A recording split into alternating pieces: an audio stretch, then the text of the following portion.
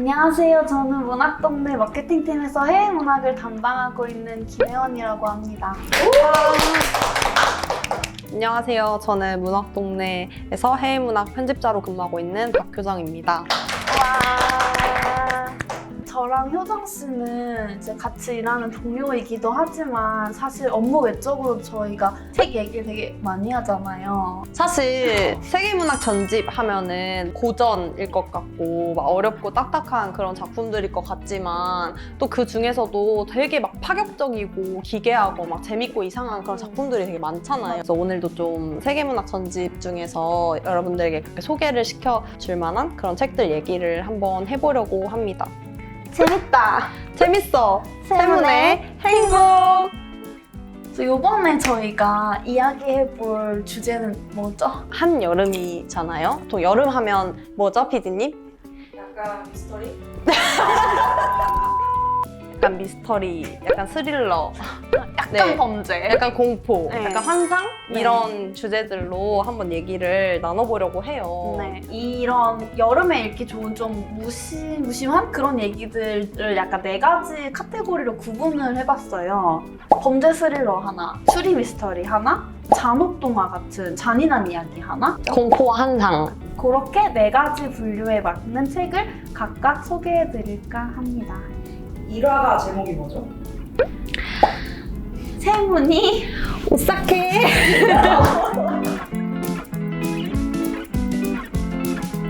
사랑의 행위와 고문의 집행은 상당히 비슷하다.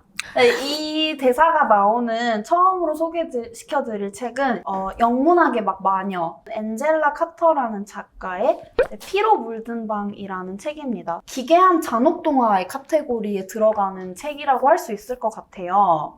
저희가 어렸을 때 그 막 전래동화 이런 거 엄청 많이 읽잖아요. 그때는 엄청 재밌고 지금 와서 보면 사실 좀 문제가 될 만한 부분들이 있다 이런 게 사실 엄청 많단 말이에요. 이 엔젤라 카터는 그런 옛날 이야기들을 요즘의 어떤 여성주의적인 그런 시각들로 비판하고 다시 쓴 책이 피로 물든 방이라고 할 수 있어요. 여기 실려있는 단편들이 다 그런 내용이에요. 근데 그 중에서도 표제작이라고 할 수 있는 피로 물든 방이라는 작품을 위주로 소개를 해볼까 합니다. 주인공은 17살 소녀인데요. 그러니까 집이 너무 가난한 거예요. 그래서 전혀 사랑하진 않지만 돈이 많은 귀족 가문의 어떤 후작에게 시집을 가요. 뭐 첫날 밤을 이렇게 보내고 출장을 가면서 이제 아내가 된 그 소녀에게 이만한 열쇠 꾸러미를 맡겨요. 그 중에 하나의 열쇠는 절대 쓰면 안 된다. 이 열쇠가 맞는 방에는 절대 들어가지 마라. 들어가고 싶죠. 들어가야 하잖아요. 그리고 네, 심지어. 그쵸. 이제 문을 마침내 딱 열고 들어가요. 뭐가 있었을 것 같으세요? 글쎄요, 약간 피로 물든 방이니까. 네. 피? 사실 생각보다 되게 구체적인 게 있어서 되게 놀랐거든요. 저는 읽으면서. SM 기구 같은 것들이 막 있어요. 해골이 있는데 해골이 막 면사포를 쓰고 있는 거예요. 그때 마침 후작이 돌아옵니다. 소름. 마지막에 사실 반전이 하나가 있어요. 그러니까 이 후작이랑 소녀만 거의 등장을 하거든요. 근데 이제 마지막에 어떤 사람이 두 번째로 등장을 하거든요. 근데 이 사람의 정체가 무엇인지 딱 아는 순간 확 오는 전율 같은 게 있어요. 아, 이 소설이 사실은 이런 내용이었구나. 이제 마지막에 트위스트를 어떻게 주는지에 의해서 완전히 새로운 이야기로 바뀌는데 제가 그것까지는 이제 읽어보는 재미도 있으니까 말하지 않도록 하겠습니다. 이 책에 또 제가 특별히 좋았던 점이 뭐냐면요. 이런 식의 소설들이 막 엄청 많아요. 다 장르가 조금씩 달라요. 근데 그 장르가 또 이런 고전에서는 잘 취급하지 않는 약간 B급 장르들이란 말이에요. 읽으시면 아마 세계문학 전집에 또 이런 책도 있네? 이런 생각을 하실 수 있으실 것 같아요. 추천드립니다. 하지만 자기 몸으로 낳은 짐승 같은 자식 넷을 구원할 수 있으리라는 희망이 사라지자 부부는 그 모든 운명을 남의 탓으로 돌릴 수밖에 없었다. 이러한 태도는 열등한 존재의 고유한 특성이다. 이 문장이 들어있는 작품은 오라시오 키로가의 사랑, 광기, 그리고 죽음의 이야기 속 목 잘린 닭이라는 단편에 들어있는 문장이고요. 이 작품은 라틴 아메리카 환상 문학의 선구자인 오라시오 키로가의 대표작이고요. 사랑, 광기, 죽음이라는 세 가지 테마를 주제로 한 18편의 소설이 들어있는 소설집인데요. 정말 기괴한 이미지와 서사의 흐름 이런 것들이 독보적인 그런 작품인데 이 작가의 인생을 좀 알고 나면 그게 납득이 돼요. 태어난 지 2달이 되던 무렵에 아버지가 이제 그 오발 사고로 인해서 목숨을 잃게 되는데 그것을 눈앞에서 목격을 하거든요. 자신의 아내도 자살로 죽고 막 형과 누나도 장티푸스로 죽고 정말 인생에서 되게 중요했던 사람들을 다 되게 허무하게 떠나보내고 죽음으로 어떻게 보면 가득 찬 그런 삶을 산 사람인데요. 그래서 죽음이라는 것이 이 사람의 삶의 테마였을 것 같다라는 생각이 들더라고요. 되게 좋아하시는 작품이잖아요. 굉장히 좋아하죠. 일단 사랑, 광기, 죽음이라는 이 세 가지 키워드가 다 제가 문학에서 굉장히 읽고 싶어 하는 그런 키워드거든요. 이 작품에서는 되게 독특하게도 이제 공포가 어떤 외적인 대상에 대한 공포라기보다는 내면의 공포인 경우가 되게 많아요. 그 중에서도 굉장히 파격적인 소재와 이미지로 이 작품집의 대표작이라고 할 수 있는 목 잘린 닭에 대해서 오늘 한번 소개를 해보려고 합니다. 한 부부가 아이를 낳는데 아이들이 시간이 지나서 이제 조금씩 자라면 어떤 일정한 나이가 되면 자꾸 백치가 되는 거예요. 처음에는 그래도 잘 키워보려고 하지만 이 부부는 점점 갈수록 뭔가 우리 안에 뭔가 누가 문제가 있어서 이런 것 같다라는 그런 어떤 광적인 생각에 사로잡히게 되고 백치가 아닌 아이를 낳겠다라는 그런 이상한 욕망에 사로잡히게 되는 것이죠. 4명의 아이를 낳을 때까지 4명이 다 백치가 되는 거예요.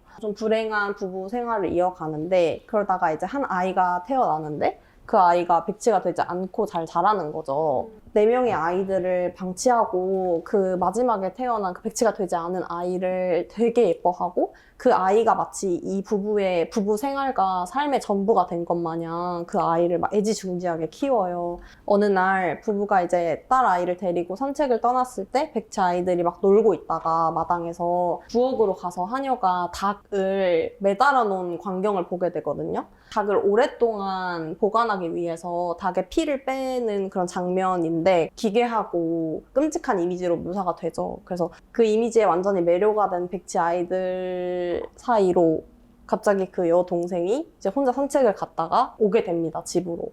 그래서 무슨 일이 일어났을까요? 이것은 소설로 확인하세요. 그래서 이 작품에 제가 꼽는 흥미 포인트는 엄청 공포스러운 그런 이미지와 죽음으로 가득하지만 한편으로 되게 유머러스하기도 하거든요. 그냥 갑자기 사람들이 배에 타 있다가 막 미쳐버려가지고 갑자기 막 다 뛰어내리고 이러는데 더 기괴하고 진지하게 할 수도 있는 그런 서사를 되게 웃기게 유머러스하게 그렇게 풀어가는 그런 능력이 이 작가의 되게 특출난 점이라고 생각이 들어요.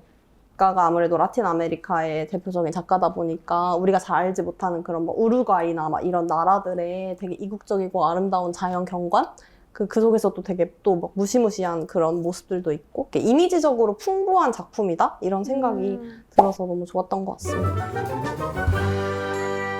여자아이들은 엉망진창이 된 삶에서 도망치기 위해서 혹은 그냥 뭔가 다른 것을 원해서 길을 떠난다. 여정 중인 그들을 본 이들은 알다가도 모를 아이들이라고 말한다. 그리고 대도시나 여자를 사고 파는 일이었을 만한 큰 동네에서는 랜드로버나 폭스바겐, 도요타의 차문이 열리며 아이들을 태운다. 제가 3번째로 소개해드릴 책은 윌리엄 트레버의 펠리시아의 여정이라는 책입니다. 보면 전통적인 범죄 스릴러 이런 형식을 가지고 있는 책이라서 가져와 봤습니다. 주인공은 아일랜드의 되게 작은 시골 마을에서 살고 있는 펠리시아라는 이제 소녀예요. 남자친구가 있는데 임신을 하게 돼요. 근데 이 남자친구는 이제 떠나고 어디로 갔는지 알 수 없어져요. 혼자 된 거죠. 임신을 한 상태로. 이 소녀한테는 그 남자친구가 그냥 약간 사랑이었던 거예요. 남자친구를 찾으러 런던에 그냥 혼자 가요. 발음도 아일랜드에서 살다 왔다 보니까 영국 억양을 잘 못 알아듣고 이런데 그냥 아무것도 뭐 대책 없이 길에서 그냥 잔디깎기 공장을 아세요? 그런 펠리시아에게 접근하는 한 백인 남성이 있습니다. 일자리도 좀 구할 수 있게 도와주고 이런 친절을 계속 베풀어요. 수상하네요. 많이 수상하죠. 근데 펠리시아도 처음에는 약간 경계를 하지만 너무 상황이 안 좋다 보니까 시간이 갈수록 점점 이 남성, 이름은 힐디치인데요. 힐디치의 도움을 받아들이게 돼요. 독자들은 이 힐디치 이상한데? 뭔가 이상한데? 이런 걸 막 느끼게 돼요. 읽다 보면은 이 사람 처음에는 혹시 살인자인가? 라고 생각을 했다가 나중에는 연쇄살인자인가? 이렇게까지 간단 말이에요. 펠리시아는 너무 미련한 아이이기 때문에 이제 제가 봤을 때는 도망칠 수 없고 눈치도 못 챌 것 같은 거예요. 거기서 어떻게 될지는 작품을 통해 만나보세요. 제가 이 책의 작가인 윌리엄 트레버를 엄청 좋아하시잖아요. 네, 거의 뭐 몇 손가락 안에 꼽을 정도로 정말 좋아하는 작가인데 이 윌리엄 트레버는 사실 정말 우아한 글을 쓰는 작가란 말이에요. 그 작가가 쓴 유일한 스릴러, 장르 소설 느낌이 나는 책이 펠리시아의 여정이에요. 스토리가 아까 말씀드린 것처럼 딱 그 범죄 소설의 구성을 가지고 엄청 밀도 있게 이렇게 촘촘히 짜여 있는데 특유의 그 아름다움이랑 서정성을 또 안 놓친 그런 책이거든요. 그게 되게 잘 섞여 있어요. 책을 막 평단에서는 스릴러 소설을 예술의 경지에 올려놓은 책이다. 이런 식의 평가를 받기도 했던 그런 작품입니다. 인간에 대한 엄청난 연민과 사랑과 이런 걸 느낄 수 있는 그런 결말이 있어요. 그래서 끝까지 한번 꼭 읽어보시기를 추천드립니다. 어느 누가 나선다 해도 시몽 르케르의 이야기를 순전히 소설 같은 허구의 범주 속에 분류해 넣을 만한 나로서는 결정적이라고 하고 싶은 단서는 존재하지 않는다. 일단 이 책은 알랭 로브그리에의 책이고요. 로브그리에는 누보르망, 즉 새로운 소설의 선구자이자 전방위 예술가로 알려진 작가죠.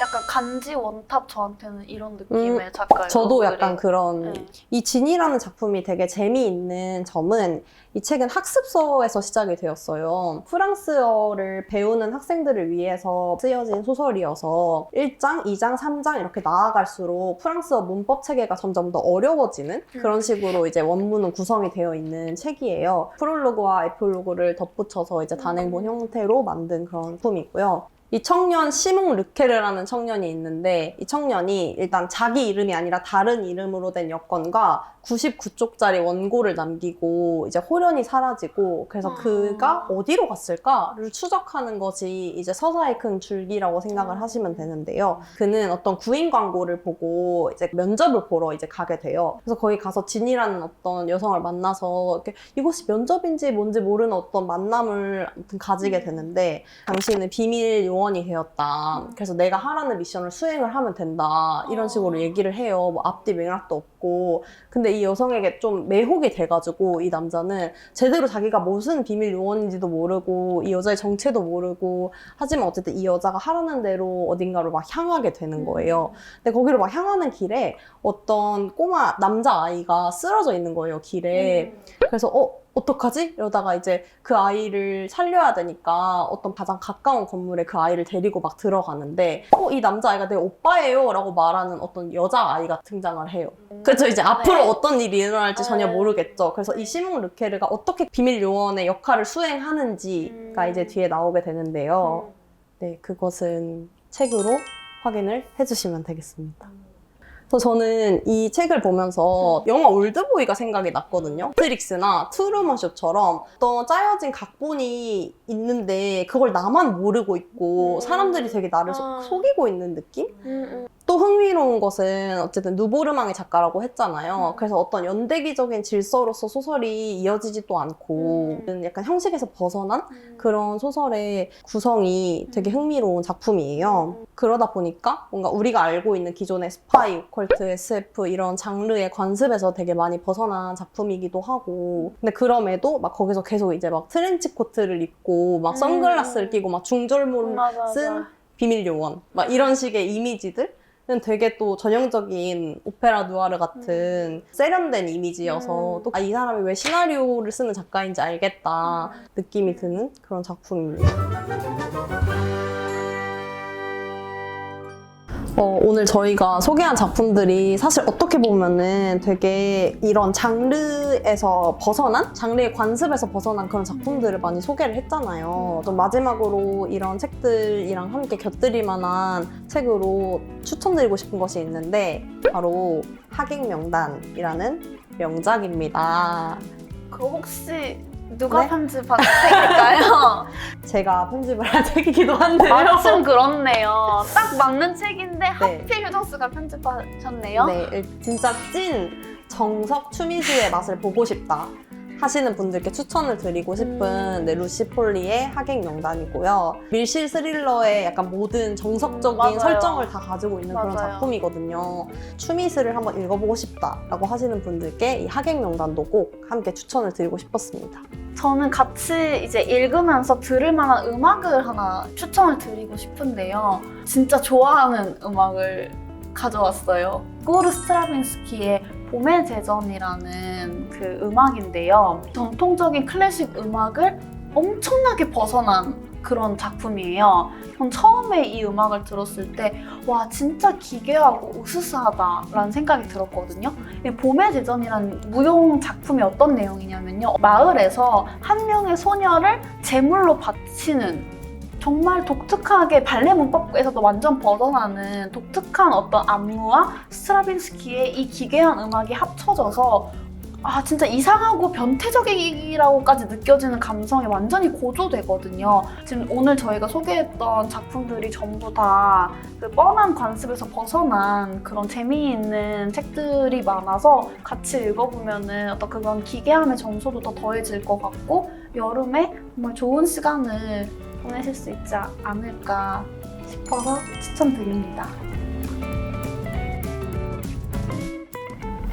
이게 맞는지 잘 저는 모르겠는데요. 혜원 씨랑은 동료이기도 하지만 어쨌든 사적으로도 이런 얘기들 원래도 많이 하고 서로 흥미가 있는 그런 사이다 보니까 그래서 더 재밌게 편하게 얘기를 할 수 있었던 것 같아요. 네. 저희가 진짜 좋아하고 재밌게 읽었던 책들을 소개하는 거니까 그냥 잘 그래도 말을 할 수 있었던 것 같아요. 이런 식으로 좀 재밌는 주제들 많이 생각해서 거기에 맞는 진짜 좋고 잘 읽을 수 있는 재미와 감동이 다 있는 그런 좋은 작품들을 차근차근 소개를 해볼까 합니다. 댓글에 많이 남겨주시면 좋겠습니다. 댓글 이렇게 반응이 있으면은 앞으로도 컨텐츠를 해 나갈 수 있지 않을까, 해 나가는데 많은 도움이 되지 않을까 싶습니다. 해 나가고 싶어요. 부탁드리겠습니다. 감사합니다.